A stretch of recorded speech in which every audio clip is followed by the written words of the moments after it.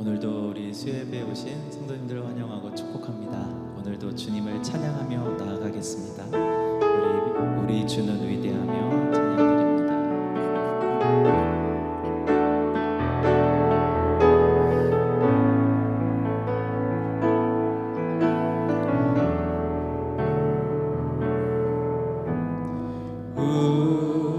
우리 주는 위대하며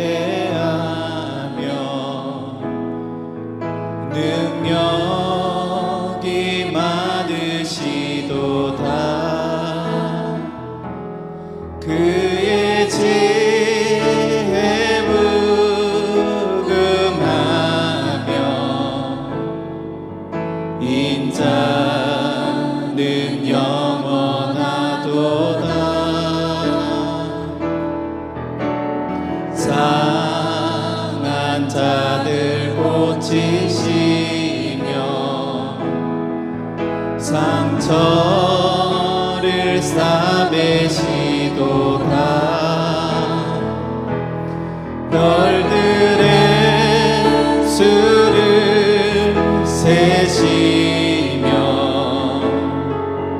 이름을 붙이셨도다. 그가 구름으로 하늘을 덮으시며 땅을 위하여 비 준비하시니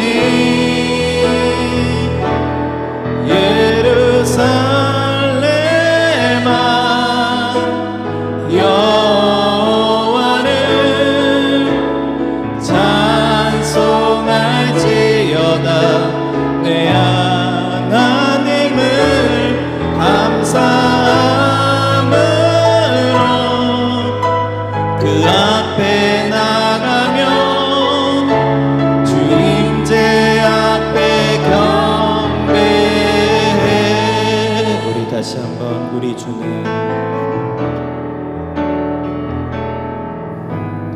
우리 주는 위대하며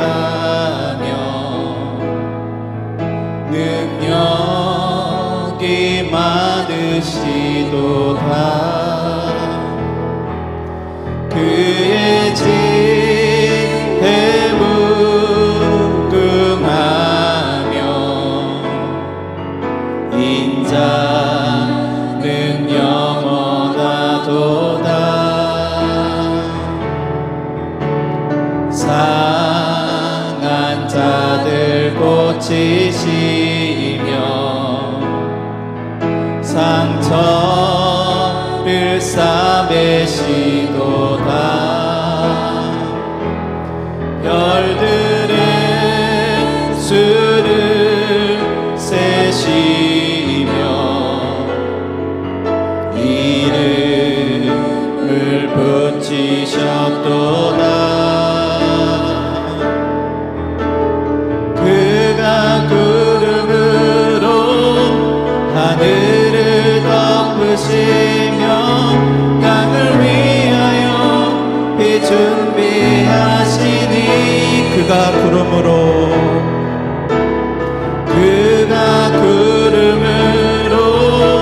하늘을 덮으시며 땅을 위하여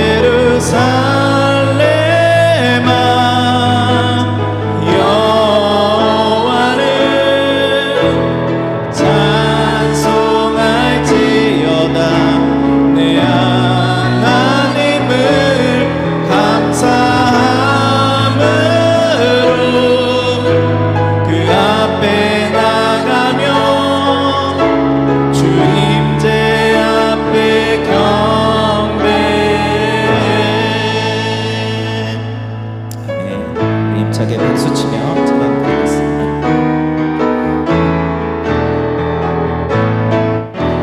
예수 십자가에 흘린 피로써 그대는 씻기어 있는가. 더러운 죄이게 하는 능력을 그대는 참지 않은가. 예수의 보혈로 그대는 씻기어 있는가. 마음속에 여러 가지 죄악이 깨끗이 씻기어 있는가. 주 예수와 밤낮으로 늘 함께 그대는 행동을 하는가. 아무 때나 어디서나 그대는 십자가 붙들고 있는가. 예수의 보혈로 그대는 씻기어 있는가. 마음속에 여러 가지 죄악이 깨끗이 씻기어 있는가. 주님 예수 다시 올 때 그대는 영접할 예복이 있는가. 그대 몸은 거룩한 곳 천국에 들어갈 준비가 됐는가. 예수의 보혈로 그대는 씻기어 있는가. 마음속에 여러 가지 죄악이 깨끗이 씻기어 있는가. 모든 죄에 더러워진 예복을 주 앞에 지금 다 벗어서 샘물같이 솟아나는 보혈로 눈보다 더 이게 씻으라. 예수의 보혈로 그대는 씻기어 있는가. 마음속에 여러 가지 죄악이 깨끗이 씻기어 있는가. 천성을 향해 가는 성도들아, 앞길의 장애를 두려워 말라. 성령이 너를 인도하시리니 왜 지체를 하고 있느냐. 앞으로 천성을 향해 나가세. 천성문만 바라고 나가세. 모든 천사 너희를 영접하러 문 앞에 기다려 서 있네. 너 가는 길을 누가 비우거든 확실한 증거를 보여주어라. 성령이 진히 감하여 주사 그들도 장기를 찾으리. 앞으로 천성을 향해 나가세. 천성문만 바라고 나가세. 모든 천사 너희를 영접하러 문 앞에 기다려 서 있네. 너 가는 길을 모두 가기 전에 내 손에 든 검을 곧지 말아라. 저 마귀 흉계 모두 깨뜨리고 끝까지 잘 싸워 이겨라. 앞으로 천성을 향해 나가세. 천성문만 바라고 나가세. 모든 천사 너희를 영접하러 문 앞에 기다려 서 있네. 많은 사람들 참된 진리를 모른 채 주님 곁을 떠나갔지만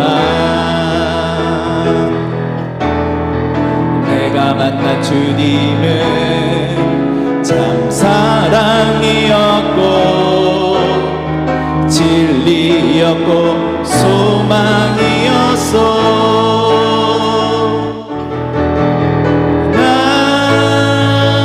예수가 좋다오. 난 예수가 좋다오. 주를 사랑한다던 베드로 모맹처럼 난 예수를 사랑한다오. 무거운 짐진 자 다 내게로 오라. 내가 너를 쉬게 하리라. 이 길만이 생명의 길, 참 복된 길이라. 항상 내게 들려주셨소. 난 예수가 좋다오. 난 예수가 좋다오. 주를 사랑한다던 베드로 고백처럼 난 예수를 사랑한다오. 그대가만이 참된 행복을 찾거든 예수님을 만나보세요. 그분으로 인하여 참 평안을 얻으며 나와 같이 고백할 거요. 난 예수가 좋다오. 난 예수가 좋다오. 주를 사랑한다던 베드로 고백처럼 난 예수를 사랑한다오. 살아계신 주 나의 참된 소망 걱정 근심 전혀 없네. 사랑의 주는 갈 길은 도하니 내 모든 삶의 기쁨 늘 충만하네. 주 하나님 독생자 예수 날 위하여 오시었네. 내 모든 죄 다 사시고 죽음에서 부활하신 나의 구세주 살아계신 주 나의 참된 소망 걱정 근심 전혀 없네. 사랑의 주는 갈 길은 도하니 내 모든 삶의 기쁨 늘 충만하네. 주 안에서 거듭난 생명 도우시듯 주의 사랑 참 기쁨과 확신 가지고 예수님의 도우심을 믿으며 살리. 살아계신 주 나의 참된 소망 걱정 근심 전혀 없네. 사랑의 주 내 갈 길은 도하니 내 모든 삶의 기쁨 늘 충만하네. 그 언젠가 주 뵐 때까지 주를 위해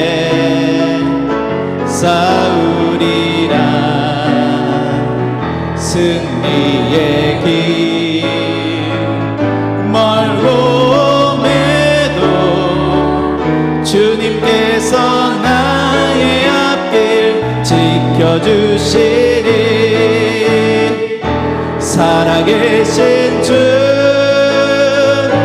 나의 참된 소망 걱정 근심 전혀 없네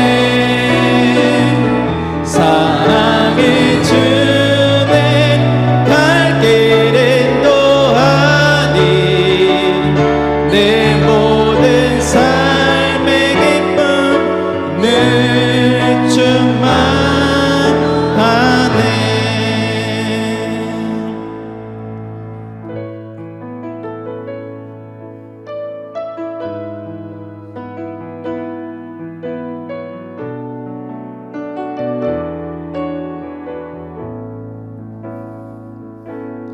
주님이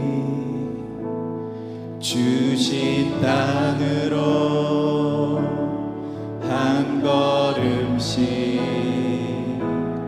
나아갈 때에 수많은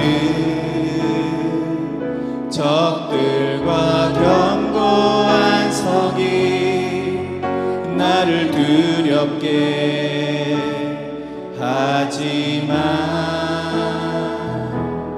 주님을 신뢰함으로 주님을 의지함으로 주님이 주시는 담대함으로 큰 소리 외치며 나아가네.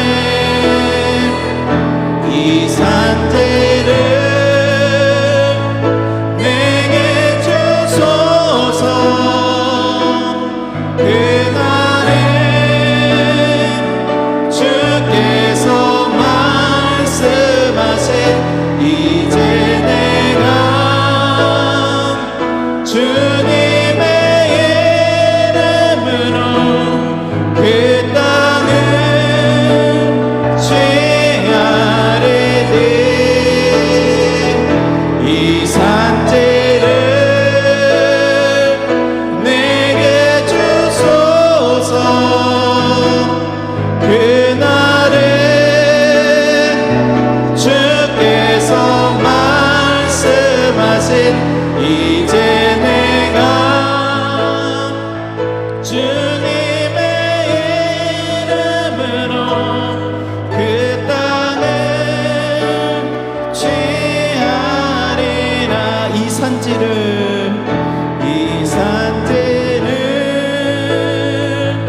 내게 주소서. 그날에 주께서 말씀하신 이제 내가 주님의 이름으로 그 땅을 취하리니 이 산지를 내게 주소서. 그날에 주께서 말씀하신 이제 내가 주님의 이름으로 그 땅을 취하리라. 예수 예수 예수 예수 오 능력의 그 이름 예수 나 외쳐 부르네. 예수 예수 오 구원의 그 이름 예수 나 외쳐 부르네. 예수 그리스도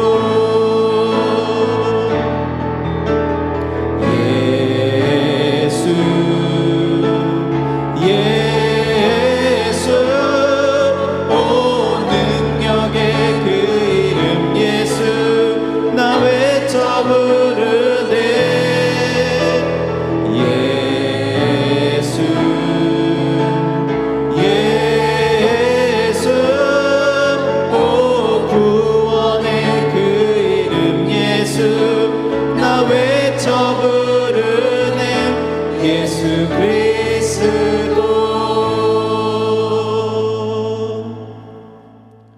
전능하사 천지를 만드신 하나님 아버지를 내가 믿사오며 그 외아들 우리 주 예수 그리스도를 믿사오니 이는 성령으로 잉태하사 동정녀 마리아에게 나시고 본디오 빌라도에게 고난을 받으사 십자가에 못 박혀 죽으시고 장사한 지 사흘 만에 죽은 자 가운데서 다시 살아나시며 하늘에 오르사 전능하신 하나님 우편에 앉아 계시다가 거기로부터 산자와 죽은 자를 심판하러 오시리라. 성령을 믿사오며 거룩한 공교회와 성도가 서로 교통하는 것과 죄를 사하여 주시는 것과 몸이 다시 사는 것과 영원히 사는 것을 믿사옵나이다. 아멘. 전능하시고 살아계신 하나님, 우리가 죄인 되었을 때에 예수님께서 십자가에서 죽으심으로 하나님께서 우리에 대한 사랑을 확증 및 베풀어 주심을 감사드립니다. 오늘 또한 하나님을 만나는 자리, 하나님의 임재가 임하는 자리에 불러주시고 성령으로 충만함으로 채우사 믿음으로 살아갈 수 있도록 은혜 주심을 감사드립니다. 이제 하반기 세월을 더욱 아껴 주님이 선하시고 기뻐하신 일에 달려가게 하시고 주님의 나라와 의를 구하여 우리의 영혼이 잘된 같이 범사가 잘되고 강건한 삶을 살게 하여 주옵소서. 또한 우리를 부르심에는 하나님의 뜻이 있사오니 사명과 본분을 기억하고 주님 앞에서 칭찬받는 저희 되게 하여 주옵소서.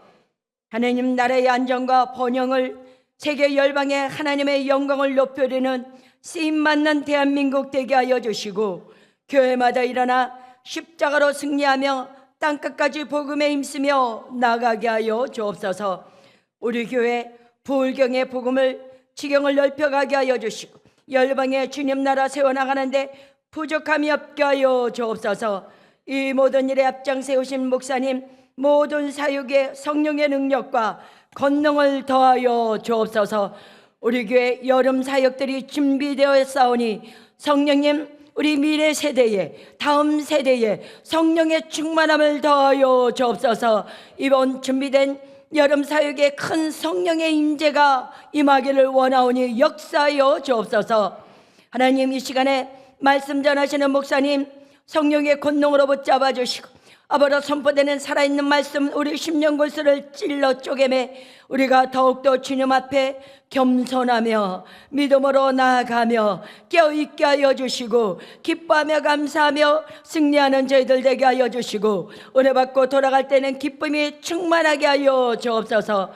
아버지의 시간에 또 함께 예배드리는 화명성전과 아버지의 예배로 수고하는 성길들 기억하여 주시고 큰 은혜를 베풀어 주옵소서.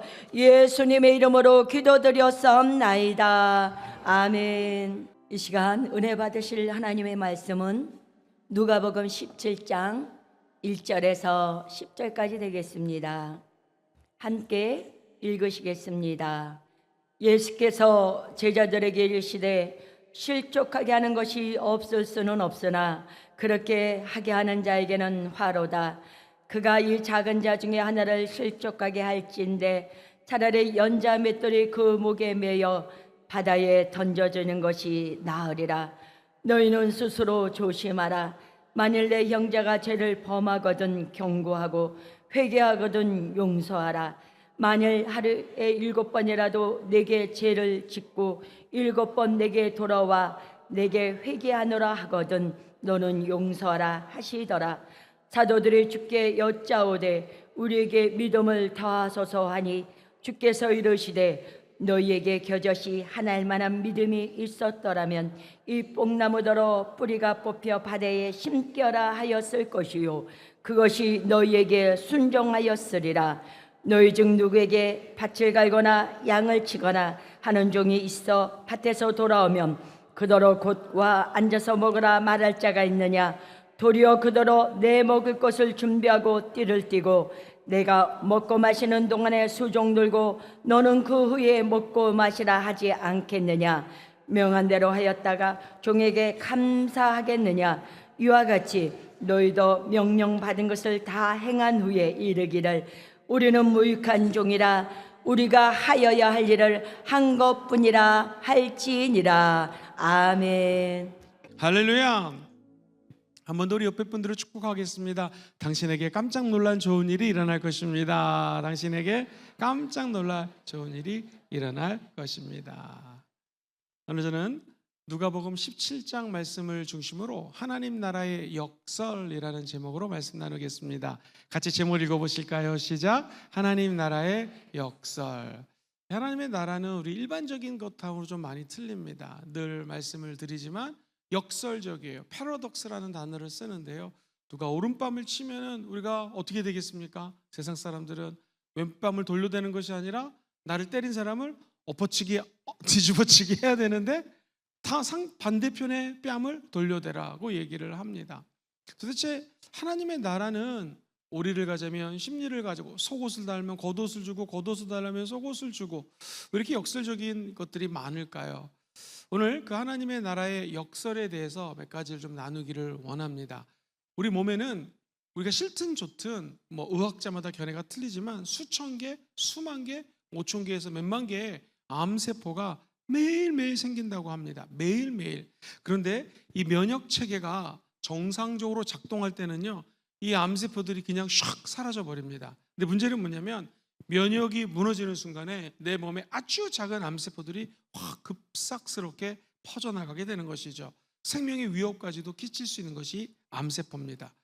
눈에는 보이지 않습니다. 처음에 너무나 작은 것들이 나중에는 크게 자라게 되면 큰 일을 낼 수 있다는 것이에요. 오늘 이 말씀은 이렇게 시작을 합니다. 하나님의 나라에 대해서 주님이 말씀을 하시면서 1절에 예수께서 제자들에게 이르시되 실족하게 하는 것이 없을 수는 없다. 누구나 다 실족을 한다는 거예요. 그렇게 하게 하는 자에게 화가 있다고 얘기를 합니다. 누구나 다 실족을 하지만 아주 작은 것에서 문제가 비롯될 수 있다. 2절에 보면은요, 그가 이 작은 자 중에 하나를 실족하게 할진대 차라리 연자 맷돌이 그 목에 매여 바다에 어떻게 돼요?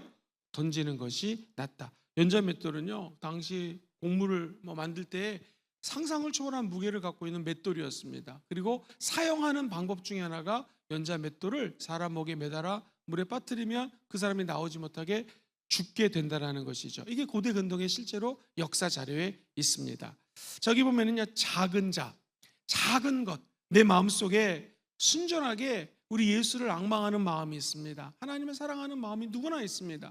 근데 세상에 바람이 불어옵니다. 원망이 치어오릅니다. 염려가 다가옵니다. 탐욕이 다가옵니다. 실족하게 하는 것들이 한둘이 아닙니다. 우리를 넘어뜨리려고 시시각각 다가오는 것들, 어차피 세상 사람들 다 그렇게 사니까 예수 믿는 게 별거라고, 당신도 그렇게 살아 라는 음성들이 들리기 시작합니다. 어차피 다 인생은 그런 거야. 젊을 때 놀아. 돈 함부로 써. 다 이렇게들 얘기를 합니다. 그런데 내 마음의 중심, 아주 작은 것, 이 작은 것을 지키지 않으면은 한순간에 모든 것들이 무너질 수 있다는 것입니다.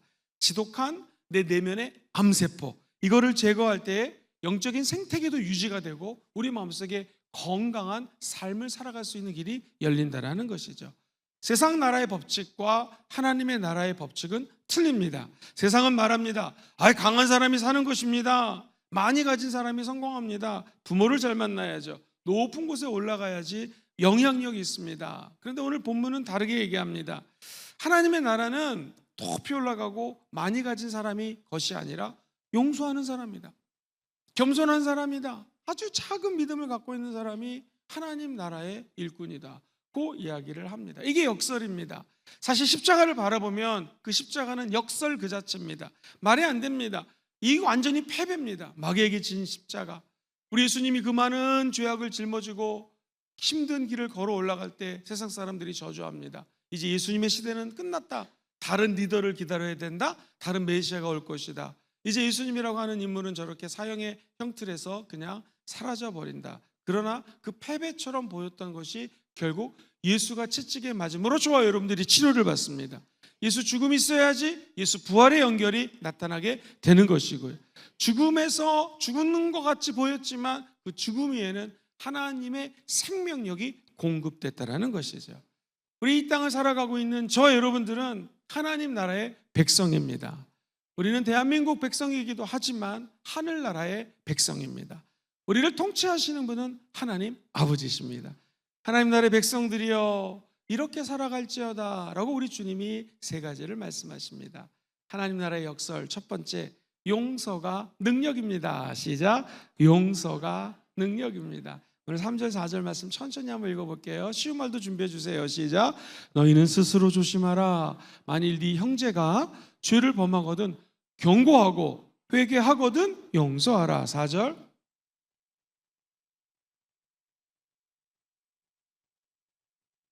내가 회개하노라 하거든 너는 용서하라 하시더라. 이거 쉬운 말은 더 쉽게 번역이 되었습니다. 3절 시작. 그러므로 너희는 삼가 정신을 차려라. 네 형제가 죄를 짓거든 그를 책망하고 회개하거든 그를 용서해 주어라. 그 형제가 하루에 7번이나 내게 죄를 짓고 그때마다 내게 나와서 내가 잘못했어 하고 회개하면 그를 어떻게 해요? 지체 없이 용서해라. 너희들은 스스로 조심하라. 번역을 이렇게 했는데 쉬운말 성경에는요 정신을 차리라는 거예요.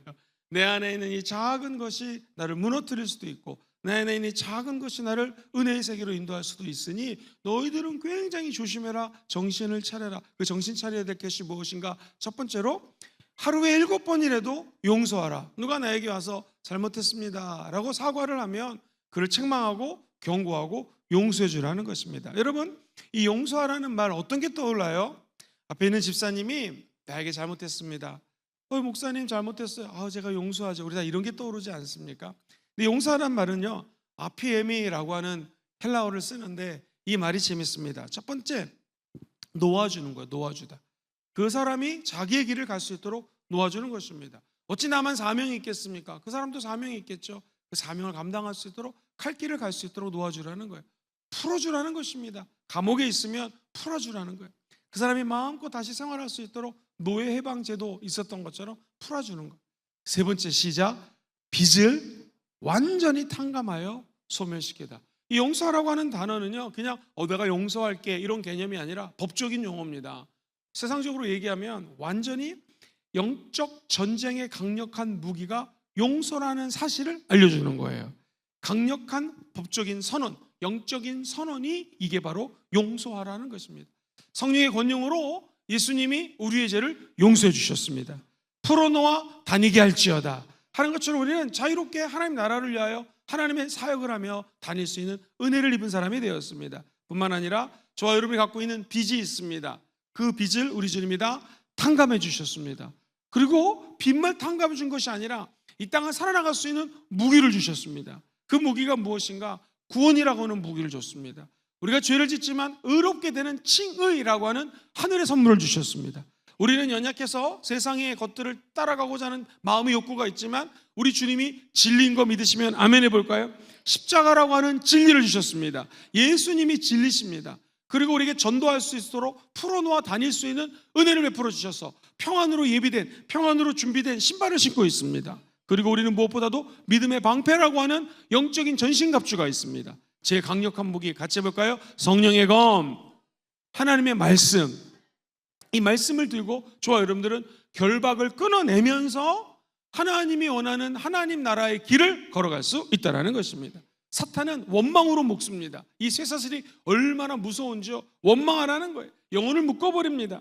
근데 성령 충만하면서 하나님이 용서하라 한 말은 나를 완전히 자유케 하신 거고 나를 죄에서 풀어놔 주신 것이고 새로운 길로 들어갈 수 있는 은혜를 열어주셨다는 걸 믿고 나아가는 것, 이게 용서입니다. 그래서 용서는 그래 내가 또 용서하지, 내가 또 참지 개념이 아니라 완전히 법적으로 승리를 선포하는 강력한 도구가 된다는 것입니다. 근데 중요한 것은요, 한 번만 용서해라? 아니에요. 7번 와서 잘못했습니다 라고 회개하는 사람은 7번 용서하라는, 3번만 용서해라? 아닙니다. 나중에 성경을 또 다른 그 병행 구절에 있는 성경들은요 7번씩 70번이라도 용서해, 77이 49, 490번이라도 용서하라는 거예요. 이 말을 한번 따라해 볼까요? 계산하지 말고 용서하라. 시작. 계산하지 말고 용서. 내가 받은 은혜가 너무나 많으니까 그 은혜, 저와 여러분이 천국 가는 거 정말 하나님의 큰 은혜입니다. 예수 믿은 거 언제 감사하냐면 천국 가면 엄청나게 감사하실 것입니다. 그 무한한 천국의 길을 열어주신 예수 그리스도 앞에 내가 받은 은혜를 생각해 보면 너무나 크고 위대한 은혜 가운데 살아가고 있는 것이니 다른 사람이 잘못한 그 조그만 것들을 용서하라는 것입니다. 2차 세계대전이 열린 상황이었습니다. 태국하고 그 당시 버마에 건설 현장이 있었습니다. 일본 군사가 얼마나 잔혹하게 고문하는지요. 평생 트라우마 속에서 산 사람이 있습니다. 증오 속에서 당시 영국군 장교 포로였던 에릭 로맥스라고 하는 분이 있습니다. 사진을 띄워주시면은요, 수십 년간 복수의 칼을 갈았습니다. 그런데 시간이 지나고 보니 깨달은 것은요, 정작 영혼이 파괴된 것은 그 일본 나가세 다카시라고 하는 일본 사람이었을까요? 아니면 영혼이 파괴된 것은 자기 자신이었을까요? 자기 자신이었습니다. 이걸 깨닫고 이 사람이 도저히 안 되겠더래요. 수소문합니다. 그 당시 일본군 통역봉이었던 저 아시아 사람 나가세 다카시를 찾습니다. 이 사람은 평생 속죄하고 회개하면서 살았습니다. 그 내가 잘못했다는 이야기를 듣는 순간에 에릭이라고 하는 영국 사람은요, 용서하기로 결단합니다. 저 두 노병은 부둥켜 안고 울기 시작합니다. 복수에 집착해서 아피데미, 뭐예요? 풀려난 것입니다. 용서라는 게 이거예요. 다른 사람을 용서하면 내가 그 사람을 풀어준 것 같지만 실제로 내가 내 마음속에 있는 그 저주의 쇠사슬로부터 풀려나는 것입니다. 평생을 자기를 괴롭혔던 심장질환이 치료가 되었습니다. 그리고 악몽 있죠, 악몽. 나이트메어라고 해요. 밤마다 막 그냥 꿈을 꾸고 전쟁에서 사람들 죽어져 나가는 그 악몽을 막 체험했던 사람이 이 나가세 다카시라고 하는 일본 사람을 용서하사 그날 밤부터 잠을 잘 자게 돼. 사람이 잠을 잘 자고 잘 먹고 심장이 잘 되면 건강해집니다. 드디어 우리가 얘기하는 영혼이 잘된 같이 범사가 잘 되고 강건한 은혜를 체험하게 되었다라는 것입니다. 사랑하는 성도님들, 누군가 여러분을 힘들게 하는 사람이 있습니까? 여러분을 몰라주는 사람이 있습니까? 너무너무나 큰 어려움이 있습니까? 그 사람을 용서해 주는 것은 내가 저 사람을 자유케 해줬어가 아니라 여러분이 자유를 얻는 것입니다. 여러분이 풀려나는 것입니다. 그러므로 용서하라는 것은요, 역설입니다. 남을 용서할 때 내가 뭔가를 해준 것 같지만 그 사람을 용서하는 것이 나에게는 능력이 되는 것이고요, 나에게 회복의 물꼬를 튀어준다라는 것이죠. 여러분이 힘들게 한 사람을 한번 생각해 보십시오. 그리고 이렇게 선포해 보세요. 하나님, 내가 저 사람을 용서합니다. 시작. 하나님, 내가 저 사람을 용서합니다 라고 주님 앞에 고백해 보십시오. 그러면 하나님이 우리를 올고함했던 쇠고랑으로부터 자유케 해 주신다는 것입니다. 사랑하는 우리 성도님들, 노예로 팔려갔습니다. 억울한 감옥살이로 청년의 시간, 청춘을 다 뺏겨버렸습니다. 얼마나 짜증이 났겠습니까? 그러나 생사여탈권이 드디어 이 사람에게 쥐어졌습니다. 이제 말 한마디면 죽여버릴 수가 있습니다. 여봐라, 나를 저 감옥에 집어넣고 나를 노예로 팔았던 저들을 당장 죽일 수 있는 사람입니다. 우리가 잘 아는 요셉이죠. 근데 그는 대성통곡하며 형들 앞에서 이렇게 얘기합니다. 창세기 50장 20절 45장부터 쭉 연결이 되다가 50장 20절에 이런 말이 나와요. 같이 한번 읽어볼까요? 시작. 당신들은 나를 오늘과 같이 많은 백성의 생명을 구원하게 하는. 요셉의 진짜 능력은 애굽을 잘 통치하고 막 7년 동안 무슨 일이 펼쳐지고 7년 동안 뭔 일이 벌어지고 이것이 통치하는 능력이 아니라 요셉은 용서하는 것이 통치의 능력인 것을 알았다는 것입니다. 저 여기 계신 모든 분들이 인생을 살다 보면 힘들게 하는 사람, 나를 넘어뜨리게 하는 사람, 또는 아무런 잘못을 안 했는데 뒤에서 욕을 하는 사람들, 뒤에서 칼을 찌르는 사람들, 이런 사람들을 만날 수도 있습니다. 성경은 얘기합니다. 용서하라. 그것이 역설적입니다. 그 사람을 위한 것이 아니라 내 자신을 위한 것이라는 거 꼭 기억하시기를 주의 이름으로 소망합니다. 비슷한 사람이 있었습니다. 나를 죽이는 사람, 돌을 들어서 돌로 던져서 나를 죽이려고 하는 그 사람들을 향하여 사도행전 7장 60절에 이렇게 고백하죠. 주여, 이 죄를 그들에게 돌리지 말아 주옵소서 라고 이 스데반 집사님은 돌을 던지는 사람들을 향하여 용서해 버립니다. 어떻게 되었습니까? 그가 순교했지만 그의 영혼 풀러나고 7장 후반절에 보면 예수님이 보좌 우편에 앉아 계셔야 되는데 보좌 우편에서 일어나십니다. 그리고 사랑하는 스데반 집사가 저 지상에서 죽는 모습을 바라봅니다. 마치 그 모습이 예수님이 십자가에서 주여 저들의 죄를 용서해 주옵소서라고 우리 예수님이 기도했던 것과 똑같이 기도하는 스데반 집사님을 보는 순간에 우리 예수님은 앉아 계실 수가 없었습니다. 벌떡 그 자리에 일어났습니다. 그리고 그 영혼은 육체는 죽었지만 스데반 집사님의 영혼을 우리 주님은 받으셔서 인류 역사상 정말 스데반 집사 이후에 그 죽음 앞에 목도했던 자가 사울이란 청년이었거든요. 그 사울이란 청년이 스데반 집사가 죽고 옷을 가져갔는데 그 사울이 변하여 9장에 가면 다메섹 도상에서 예수를 만나게 되고 그는 정말 기적의 역사를 펼치는 위대한 사도로 쓰임받게 되는 것이죠. 한 사람의 죽음과 용서가 이런 열매를 맺게 해 주신다는 것입니다. 1995년도 얼마 전이잖아요. 한 30년, 31년 전에 사우스 아프리카, 남아프리카 공화국에는요 법이 제도가 있었는데 아파르트헤이트라는 법이에요. 혹시 들어보셨습니까? 이게 뭐냐면은 인종차별하는 제도입니다. 지금도 인도 가면 인종차별 제도는 없어졌지만 카스트 제도가 있고요. 아예 제일 밑에는 정말 언터치블, 불가촉, 만지지도 않는 그런 최 밑에 천민들이 있습니다. 실제로는 5계급이 없어졌다고 하지만 아직 제도 속에서 그 사람들의 이름을 들으면 브라운 계급이구나 이런 걸 알 수가 있답니다. 그렇게 제도가 없어지면 수없이 많은 역사가 지나도 제도의 틀들이 아직도 시스템화되거든요. 근데 사우스 아프리카는 좀 틀립니다. 남아프리카 공화국은 있어서는 안 될 아파르트헤이트라는 법이 1995년도에 없어집니다. 이 제도가 뭐냐면요 진실화해위원회라는 제도로 바뀝니다. 한번 들어보세요. 넬슨 만델라가 고민했습니다. 이 피해 역사를 어떻게 끝낼 수 있을 것인가. 서로 정치가 만든 이 소용돌이 속에서 계급이 있고 내가 자존심이 상하기 때문에 다른 사람을 죽이는 이 복수의 역사 어떻게 끊을 수 있을 것인가. 정치 지도자와 함께 고민했습니다. 목사님과 함께 고민했습니다. 그러다가 이 위원회를 창설합니다. 한번 들어보세요. 이 위원회는요 첫 번째, 가해자가 진실로 자기의 잘못을 공개적으로 고백합니다. 그럼 피해자가 그 얘기를 듣고 용서할 수 있다, 화해할 수 있다 하면 선택권을 줍니다. 다시 말해서 내 아버지를 죽인 사람 이거 어떻게 용서하겠습니까? 나에게 엄청나게 물질적인 피해를 준 사람 어떻게 용서하겠습니까? 내 가족을 고문한 사람, 정치적으로 막 고문한 사람 이거 어떻게 용서하겠습니까? 눈앞에서 그 사람들이 죄를 고백합니다. 내가 이래서 잘못했습니다. 그때 정말 많은 피해자들이 이렇게 얘기했습니다. 나는 당신을 용서합니다.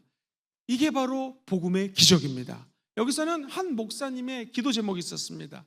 늘 고백했던 것은 용서가 없이는 미래도 없다라는 것이죠. 이 목사님의 고백은 매우 유명합니다. There is no future, 미래가 없다. Without forgiveness, 용서함이 없으면 거기에는 미래가 없다라는 거예요. 바꿔 얘기하면 용서하면 미래가 열린다라는 것입니다. 사랑하는 성도님들, 한 나라 이야기가 아닙니다. 우리 예수님도 저들의 죄를 용서해 주시옵소서. 누가복음 24장 34절, 로마서 12장 19절, 친히 원수를 갚지 말라. 원수는 누가 갚아요? 하나님이 갚으시는 거예요. 원수의 목전에서 우리 주님은 어떻게 해요?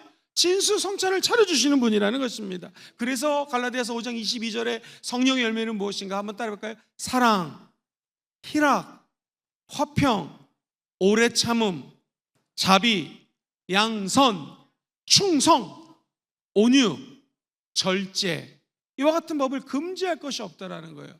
성령 하나님이 우리 안에 역사하시면 용서할 수 있는 힘이 내 안에 없으니까 성령님이 공급해 주시는 것이죠. 용서하라, 이거 왠지 내가 다른 사람을 용서하는 것처럼 들리지만 실제로는 내 안에 성령이 역사하시면 내 자신이 용서함을 받고 우리가 우리에게 죄진 자를 용서한 것 같이 우리의 죄를 용서하여 주시옵소서 라고 하는 주기도문의 기도응답이 우리 가운데 임하게 된다는 것입니다. 저는 말씀을 준비하면서 이런 생각이 들었습니다. 한국교회 한반도 용서가 필요할 때입니다. 분열의 역사, 분단의 역사, 동과 서가 날라져 있고 북과 남이 갈라져 있고 그리고 정치가 양쪽 진영 논리에 빠져 있는 이 시대에 용서라고 하는 것은 남을 위해서 하는 것이 아니라 내 자신을 위해서 해야 된다는, 우리가 북한을 용서해야 됩니다. 일본을 용서해야 됩니다. 이제 6.25가 지나 8.15가 다가오지 않습니까? 복음은 개인도 치료합니다. 복음은 민족도 치료합니다. 우리 주님이 말하는 복음은 무엇입니까? 용서하라는 것이죠. 약해서 용서하는 것이 아닙니다. 십자가는 약한 거지만 가장 강력한 능력이 되는 것이죠. 이 남아프리카 공화국이 보여줬던 제도는 피 흘리는 역사, 끝내 마지막 힘은 무엇이다? 용서라는 것입니다. 하나님 나라의 역사를 용서하는 것이 우리에게는 더 큰 능력이 되는 줄 믿습니다. 두 번째, 작은 믿음이 능력입니다. 시작. 작은 믿음이 능력이에요. 우리 5절 6절을 한번 천천히 읽어볼게요. 시작. 사도들이 주께 여짜오되 우리에게 믿음을 더하소서 하니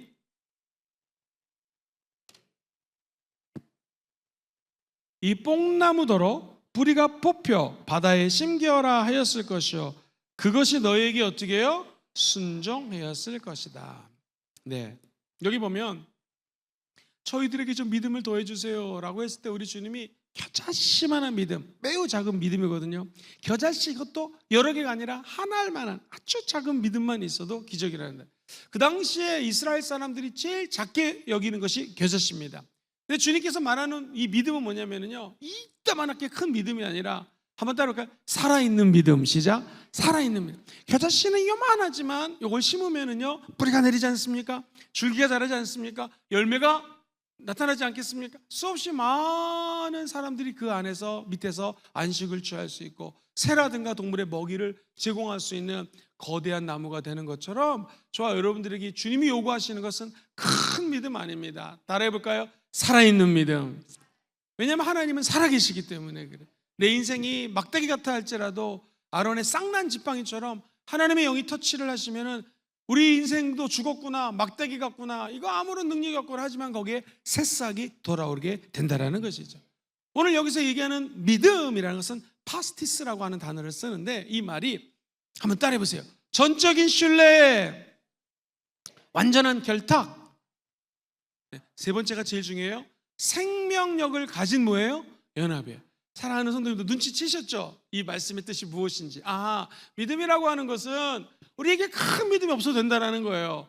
어차피 우리는 믿음이 작습니다. 그런데 가장 이 세상에 큰 믿음이 누구예요? 믿음의 주요 온전케 하시는 분이 누구세요? 예수. 믿음의 시작이요 믿음의 끝이 누구세요? 예수. 믿음의 알파요 믿음의 오메가가 누구세요? 예수. 믿음을 시작하셨고 믿음을 끝나고 천지를 창조하셨고 인류의 종말을 가져오실 분이 누구세요? 예수. 그분을 바라보라는 것이죠.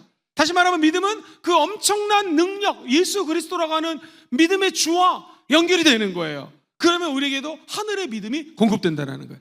작은 믿음을 가져라 라고 하는 것은 무슨 말인가? 생명력 있는 예수님과 접속이 돼야 된다는 거예요. 그래서 따라해 봅시다. 예수 죽음 내 죽음, 예수 부활 내 부활, 예수 승천 내 승천, 예수 보좌 내 보좌, 예수 성령 내 성령.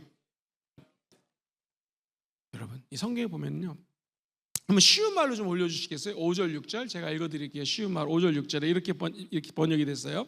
사도들이 주께 말했다. 주님 저희의 믿음을 좀 키워주세요. 이렇게 얘기할 수 있지 않겠습니까? 그랬더니 다 같이 한번 읽어봅시다. 시작. 예수께서 말씀하셨다. 너희에게 겨자씨만한 믿음이라도 있다면 이 뽕나무더러 뿌리채 뽑혀 저 바다에 심겨져라 하고 명령해도 그대로 어떻게 돼요?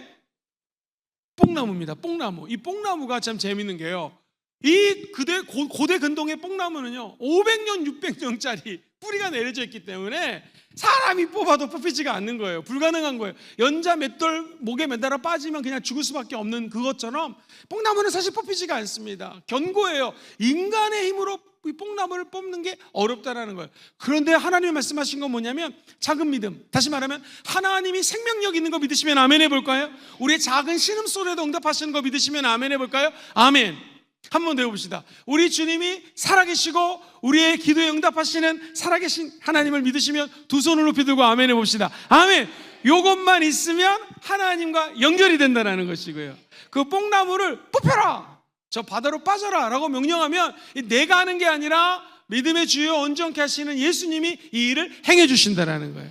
믿음은 무엇인가? 작은 믿음에 기도의 불이 붙고 성령의 장작이 타오르게 되면은요 하나님이 그다음부터 일을 하신다라는 거예요.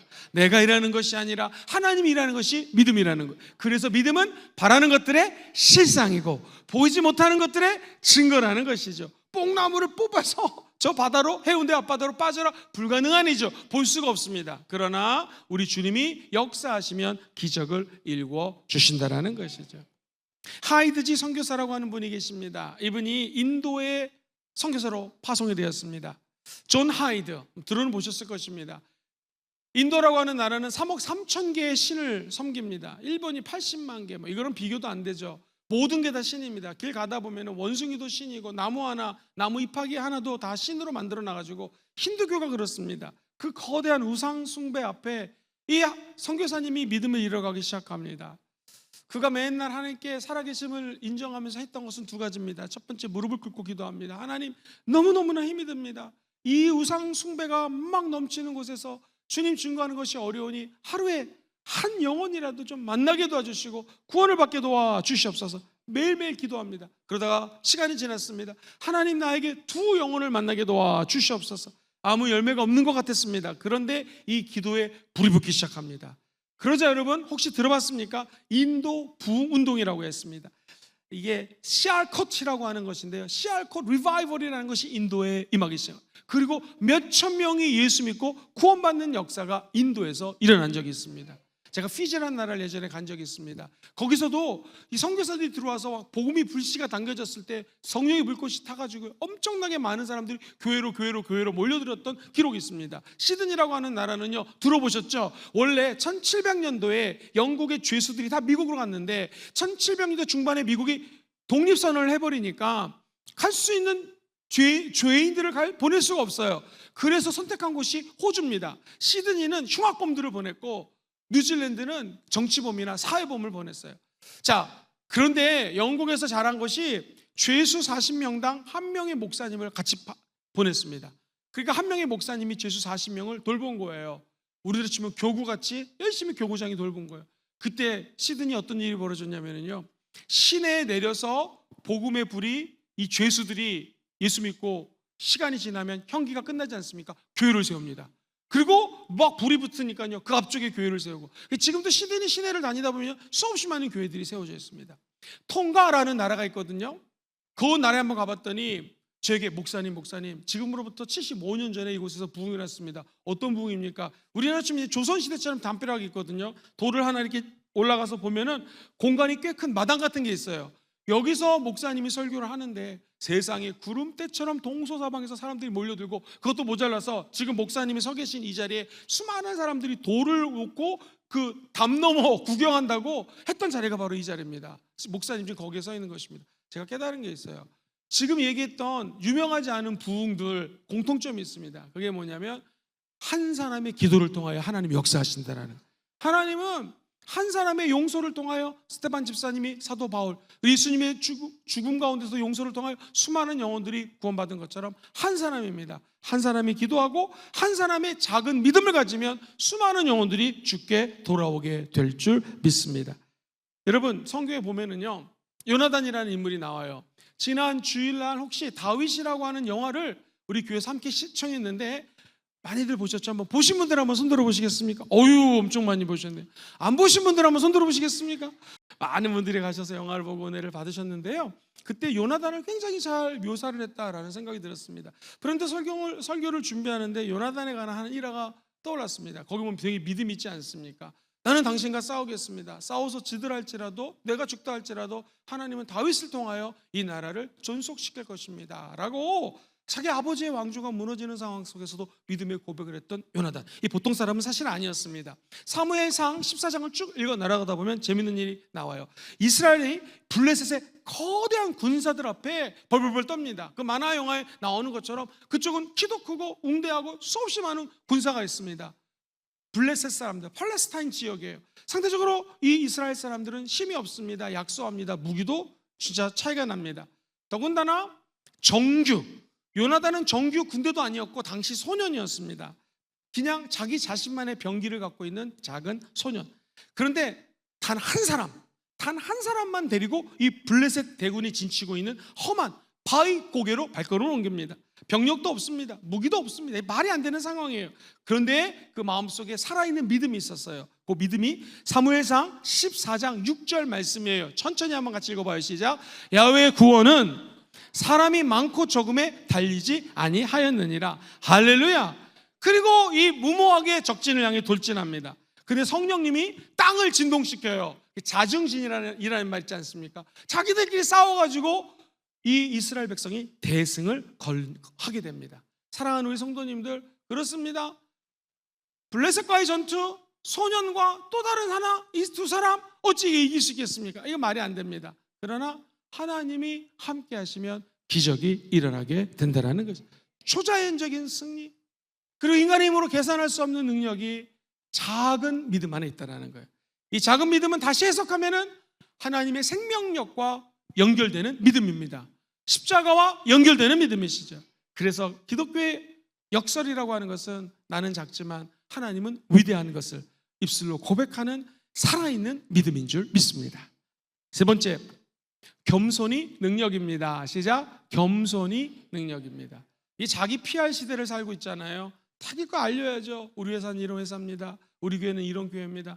그런데 성경은 이야기합니다. 7절에 보면 너희 중에 누구든지 밭을 갈거나 양을 치거나 하는 종이 있어 밭에서 돌아오면 그대로 곧 와 앉으라 먹으라 말할 자가 있느냐. 8절 시작. 도리어 그대로 내 먹을 것을 준비하고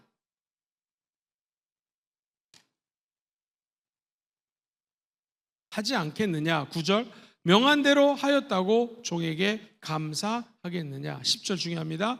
이와 같이 너희도 명령받은 것을 다 행한 후에 이르기를 우리는 무익한 종이라 우리가 하여야 할 일을 그냥 한 것뿐이라고 할지니라. 우리가 주님 앞에 서면은 그냥 무익한 종입니다. 어떤 사람을 용서했습니다. 어떤 사람에게 내 작은 믿음을 통하여 기적을 일으켰습니다. 그런데 갑자기 수종두는 종의 비유를 얘기합니다. 여기서 핵심 포인트는 뭐냐면 우리는 무익한 종이라. 시작. 우리는 무익한 종이라. 무익한 종이라는 뜻은 뭐냐면요, 아크레이오스라는 단어를 헬라어에서 썼는데 이 말은요, 한번 읽어봅시다. 시작. 내 공로를 주장하지 않는다라는 거예요. 내 공로를 주장하면 하늘의 상급이 없어질 수 있다는 것이죠. 두 번째 시작. 나의 어떠함이 아니라 오직 주인의 은혜로만 가능했다는 거예요. 내가 이 일을 할 수 있었던 것은 내가 아니라 누가 은혜를 주었기 때문에, 주님이 은혜를 주셨기 때문에 가능한다라는 거예요. 그래서 우리는 이 땅에서 자랑할 것이 사실 아무것도 없다라는 것입니다. 나는 여기 계신 모든 분들이 다 방언이 터지고 병고침도 일어나고 기적도 일어나고 귀신도 쫓겨나고 하늘의 영광이 가득 드러나기를 주의 이름으로 축원드립니다. 그런데 이 모든 것은 우리 인간이 하는 것이 아니라 누가 해주시는 거예요? 하나님이 하시는 것이고 우리는 그 통로로서 그냥 쓰임받는다는 거 꼭 기억하시기를 주의 이름으로 축원드립니다. 모든 것이 전적인 하나님의 은혜라는 것이죠. 여기 한 흑인이 있었습니다. 이 흑인은요 1906년 미국 LA 로스앤젤레스라는 지역에서 흑인이었습니다. 그의 직업은 목사님이었습니다. 아시는 것처럼 그 당시에는 너무나 인종차별이 셌던 시기입니다. 그러니 흑인이 뭘 제대로 할 수 있는 것이 없었습니다. 그런데 1906년도 아주사 거리에서 성령의 역사가 일어납니다. 사람들이 방언이 터집니다. 기적이 일어납니다. 사람들에게 막 놀라운 일들이 벌어지기 시작했습니다. 근데 이 시므온 목사님은요, 사람들이 자기를 주목하면 안 되기 때문에 한번 들어보세요.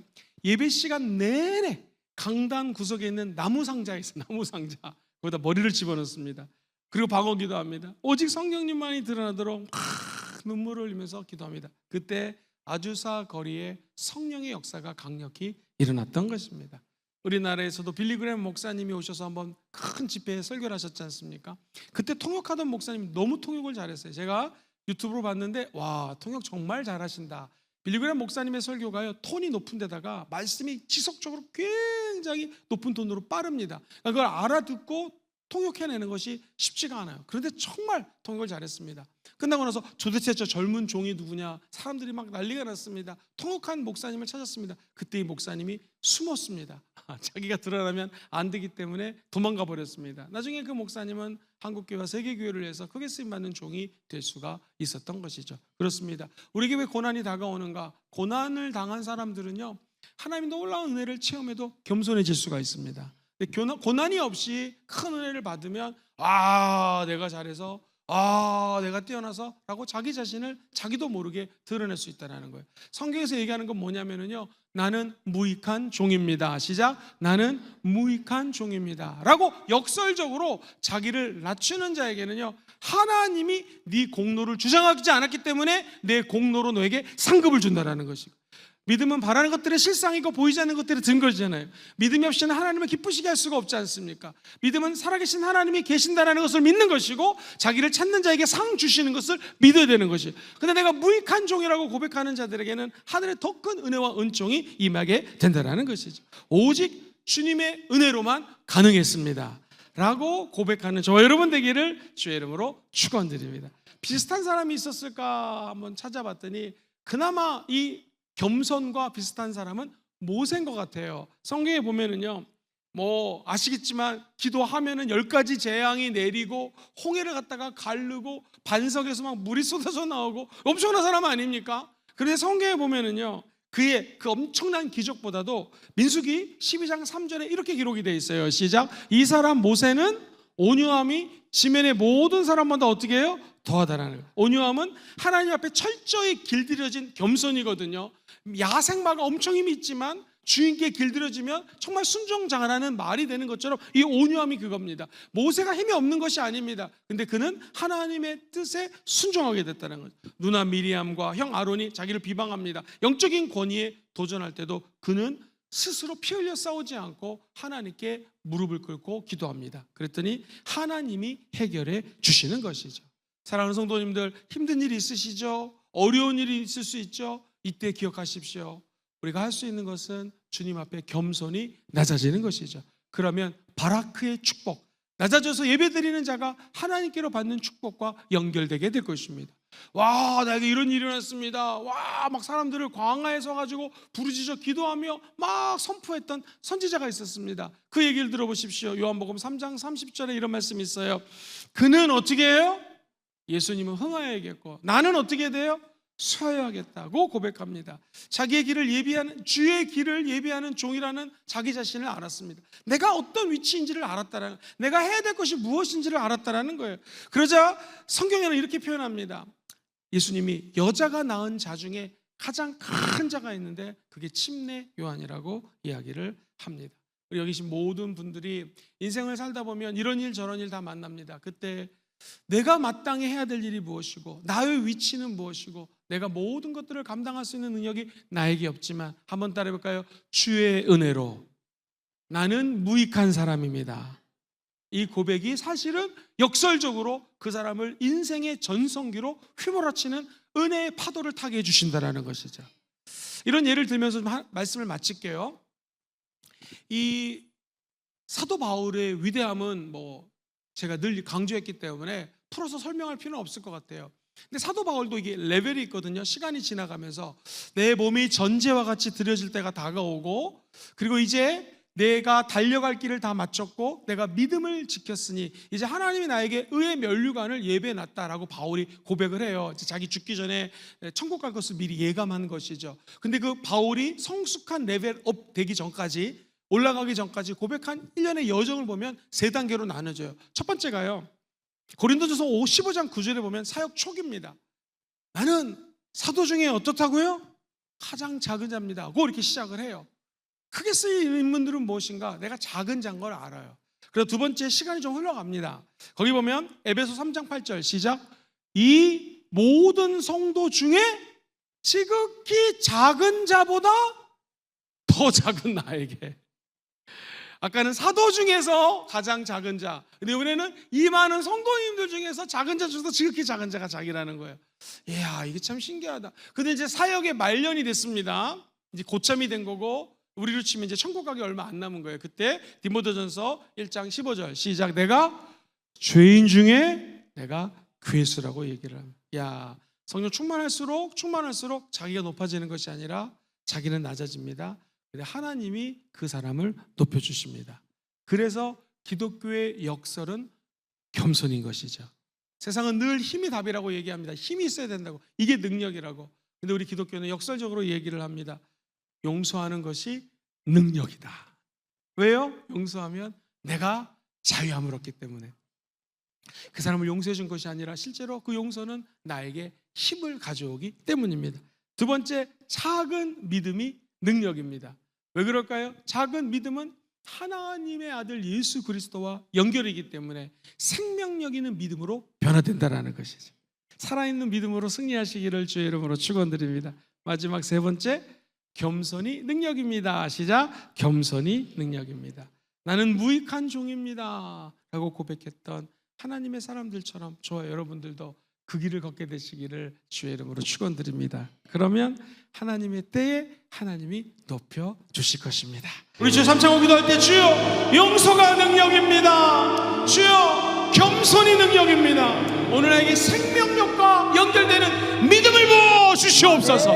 주여 삼창하오기도 합니다. 주여 주여 주여.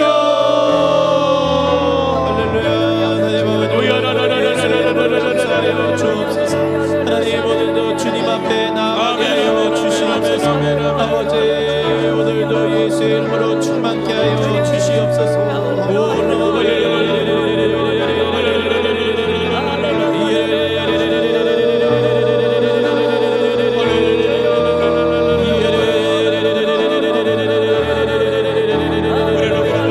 아버지 오늘도 마음을 살피시가 성령의 생각을 하신다 하여서 하나님 오늘도 성령의 뜻 가운데 기도하게 하여 주시옵소서.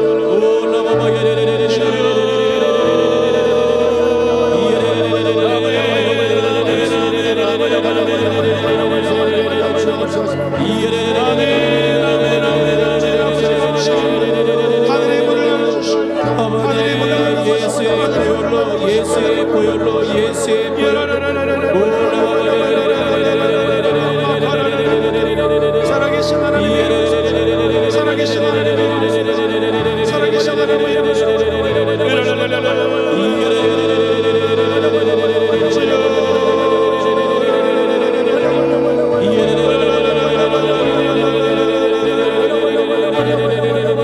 성령님 인도하여 주옵소서.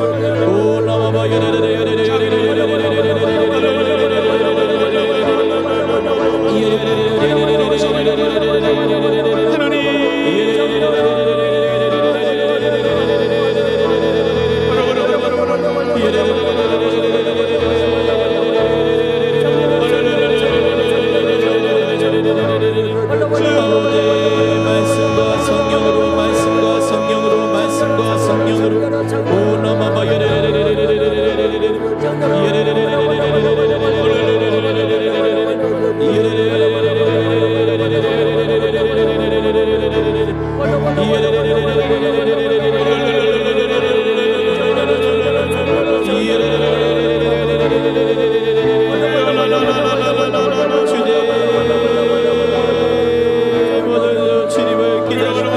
성령님 인도하여 주시옵소서.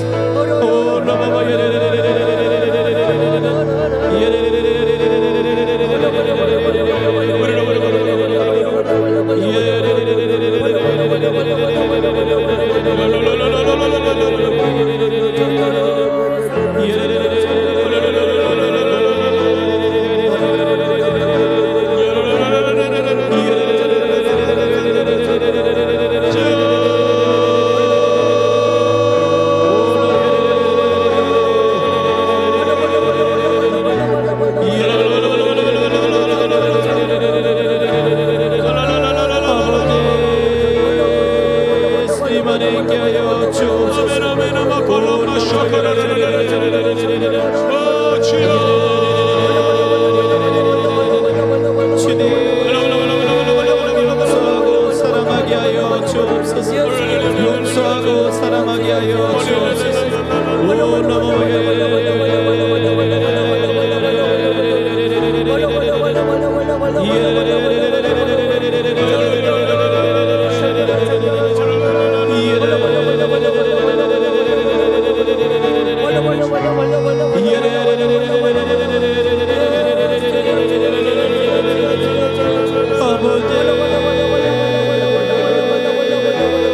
십자가로 보혈로 용서하여 주시옵소서.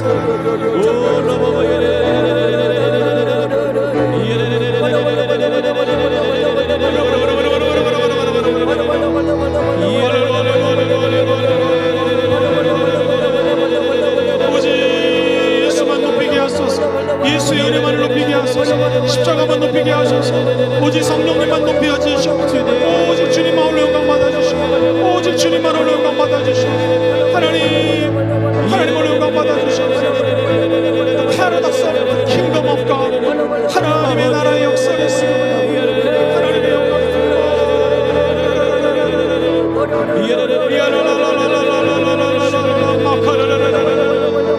주님 홀로 영광 받아주시옵소서. 우리 주님만이 홀로 영광 받아주시옵소서. 주여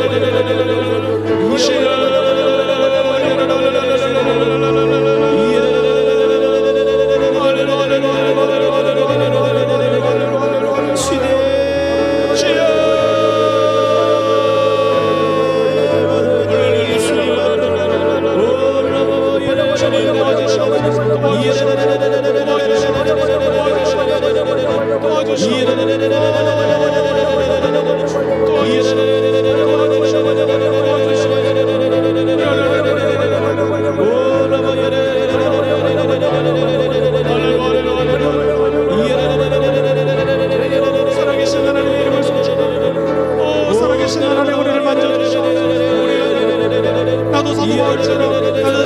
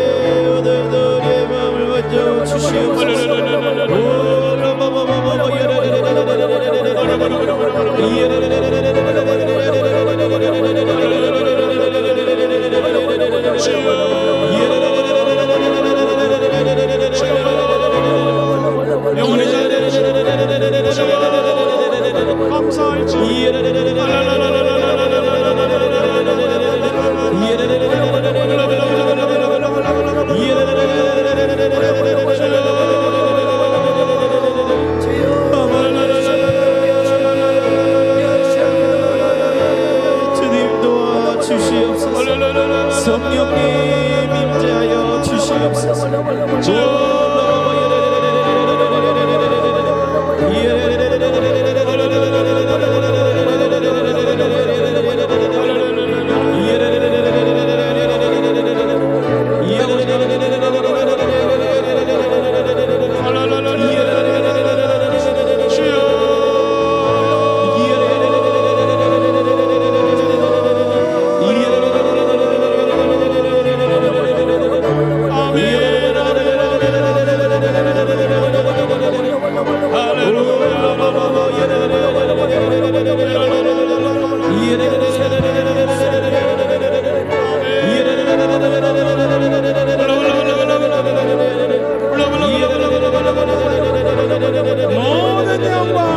아프신 분들은 아픈 데 손을 주시고요, 소원 있으신 분들은 가슴에 손을 주시기 바랍니다. 하나님 아버지, 수요일날 모여 영과 진리로 예배하게 하심을 감사합니다.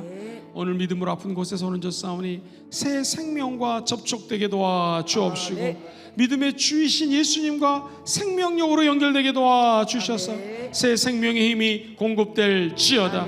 이빨이 아프신 분을 고쳐 주시옵시고, 식중독에 걸린 우리 주변에 있는 사람들을 고쳐 주시옵시고, 이명증 예수 이름으로 면허니 치료될 지어다. 오늘 백내장 예수 이름으로 면허니 치료될 지어다. 류마티스를 고쳐 주심을 감사합니다. 하나님, 심장병이 있는 분을 고쳐 주셔서 심장이 잘 원활히 박동될 수 있도록 역사하여 주옵시고 오늘 허리 통증을 고쳐 주심을 감사합니다. 허리를 아프게 하는 것이 귀신이라면 떠나갈지어다. 뇌경색 후유증이 치료될지어다. 걷기가 힘들어 하신 분이 일어나 걸을지어다. 기적이 일어날지어다. 영적인 안진뱅이도 일어날지어다. 아버지, 고관절 수술로 인해서 힘드신 분이 있는데 치료되게 도와주시옵시고 오늘 뼈 마디를 고쳐 주시옵시고 세포 하나하나가 기적적으로 하늘의 생명력과 연결될지어다. 생명이 공급될지어다. 위암을 고쳐 주시옵시고 모든 암세포가 몸에서 떠나갈지어다. 오늘 고지혈증을 치료하여 주시옵시고 특별히 오늘 녹내장을 고쳐 주셔서 마음껏 성경책 읽을 수 있도록 은혜를 베풀어 주옵소서. 눈이 흐릿하고 여러 개로 갈려서 보이는 분을 고쳐 주셔서 말씀을 읽는데 전혀 문제가 없을 수 있도록 은혜를 베풀어 주옵시고 코 비염이 치료될지어다. 모든 염증이 몸에서 떠나갈지어다. 성령의 검 하나님의 말씀으로 수술하여 주셔서 깨끗이 낫게 하옵소서. 간절한 소원이 있어서 가슴에 손을 씁니다. 먼저 우리 자신을 향한 소원이 있사오니 주님 예수 이름으로 우리를 불쌍히 여겨 주셔서 우리는 그저 무익한 종이오니 오직 주님의 은혜로 응답과 확신을 갖게 도와 주시옵소서.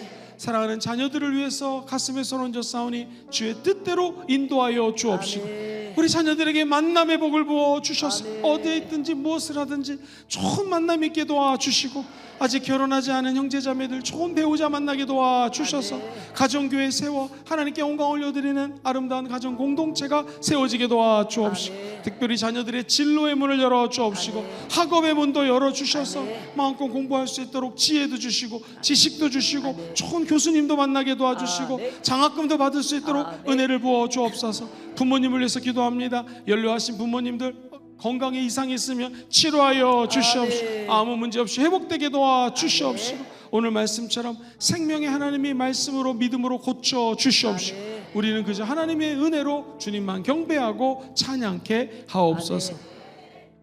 교회를 향한 소원이 있어서 가슴에 손을 얹었습니다. 순복음 금정교회가 천년의 부흥을 주도하는 교회가 되게 도와주셔서 우리 주님 오시는 날까지 피 묻은 예수 그리스도의 십자가 복음을 끝까지 증거하게 도와 주시옵소서. 이 나라 민족 그리스도의 계절이 되게 도와 주옵시고 이제 6.25를 지나 8.15로 향해 가고 있습니다. 조국 광복의 기쁨이 있었던 것처럼 우리 영혼육도 기쁨이 있게 도와 주옵시고 이 나라에 하나님의 새로운 능력과 은혜가 공급되게 하셔서 마지막 때 제사장의 국가 역할을 감당케 하옵소서. 하나님 전 세계에 있는 교회 한 교회들마다 은혜 위에 은혜를 베풀어 주셔서 놀라운 부흥이 전 세계적으로 일어나게 도와 주옵시고 피 흘리고 땀 흘려 복음 전거하는 선교사님들의 가정과 사역에 큰 은혜를 베풀어 주옵소서. 오늘 지혜가 필요하여 머리에 손을 얹어 싸우니 하나님 사람과 대화할 때 지혜를 부어 주시옵시고 삶의 현장에서 우리 마음속에 불안과 저주와 근심과 염려가 다가올 때 하나님의 지혜로 쫓아내 주셔서 끝까지 맡겨진 사명 감당할 수 있는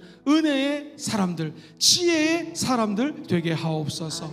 함께 예배드리는 모든 공동체에 동일한 은혜와 기적이 일어날 줄 믿사옵고 예수님의 이름으로 간절히 기도하옵나이다. 아멘 아멘. 할렐루야. 우리 주님께 영광의 박수를 올려드리겠습니다. 이제 주신 은혜 감사하여 기쁨과 감사함으로 예배한 물질 하나님 아버지께 올려드립니다. 할렐루야. 할렐루야. 우리 주 예수 그리스도의 아버지 하나님을 찬송하게 하신 하나님 아버지 감사합니다. 우리의 산 소망이신 예수 그리스도를 찬양하게 하신 예수님 감사합니다. 오늘도 영과 진리로 예배드리게 하신 성령 하나님 감사합니다. 목사님의 영생의 말씀을 통해 은혜 주심을 감사해서 예물 드리길 원합니다. 기쁨의 예물 되게 하소서. 참 하나님이시여 영생이신 예수 그리스도 이름으로 기도합니다.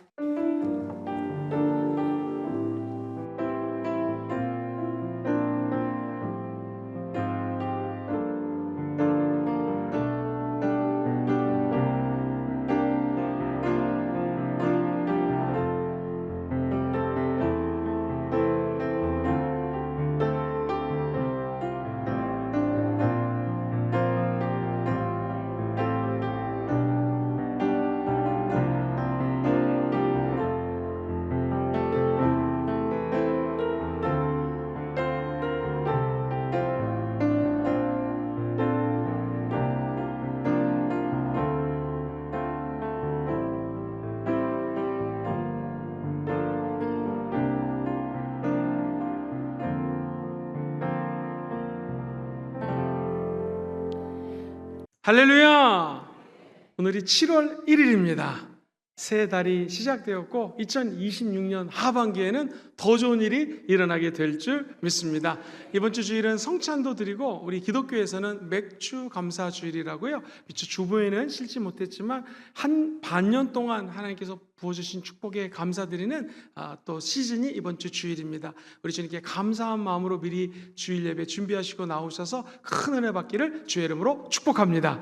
토요일은 찬양 집회가 있습니다. 이 공간에서 우리 다음 세대들이 마음껏 뛰며 찬양할 때 하늘에 놀라운 기름 부으심이 있게 될 것이니까 많이 오셔서 함께 찬양으로 하나님께 영광 올려드리기를 바랍니다. 기도하겠습니다. 하나님 아버지, 예수 믿고 은혜 받아 하나님의 자녀로 살아가게 하심을 감사합니다. 특별히 우리같이 무익한 자들에게 성령을 부어주셔서 성령님과 동행하게 하심을 감사합니다. 그 은혜 감격하여 귀한 물질 올려드리오니 드리는 손길 위에 30배, 60배, 100배, 1000배, 만배로 대갚아 주시옵시고 하늘의 영광과 주의 축복과 바라크의 형통이 깃들게 하옵소서. 이 물질이 쓰여지는 곳에 하나님의 나라는 확장되고 역설적이지만 하나님을 사모하는 영혼들이 더욱더 부릴 듯 일어나는데 쓰임받게 하옵소서. 축복하고 감사하며 예수님의 이름으로 간절히 기도합니다. 아멘. 지금은 우리 주 예수 그리스도의 무한하신 은혜와 살아 역사하시는 하나님 아버지의 크고 위대하신 사랑하심과 보혜사 성령님이 우리를 겸손케 하시며 믿음의 주연종케 하시는 예수 그리스도와 생명의 믿음으로 연결케 하시는 축복이 오늘 다른 사람을 용서하며 용서의 강가로 들어가기를 작정하는 모든 영혼들의 심령 위에, 만남 위에, 그리고 기도 제목들 위에 지금부터 영원까지 함께 계실지어다. 아멘. 주님 감사합니다.